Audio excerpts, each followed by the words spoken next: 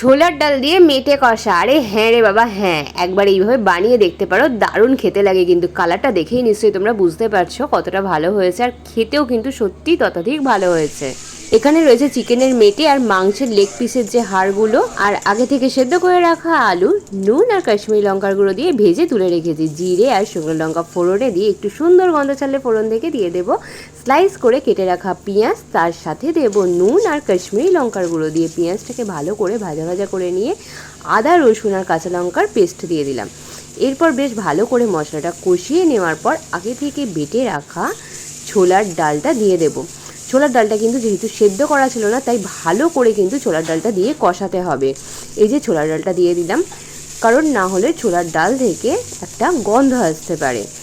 ভালো করে কষিয়ে নিয়েছি 5-7 মিনিট ধরে। তারপর কিন্তু পরিমাণ মতো জল ঢেলেছি। জলটা একটু বেশিই লাগবে, তার কারণ ডালটা পুরোপুরি সেদ্ধ হবে। জলটা ভালো করে ফুটে উঠলে ভেজে রাখা ইনগ্রেডিয়েন্টসগুলো দিয়ে চাপা দিয়ে দেবো। ততক্ষণে চলো পলাশ বন থেকে একটু টুকুস করে উঁকি মেরে নিই। ফিরে এলাম 10 মিনিট পরে।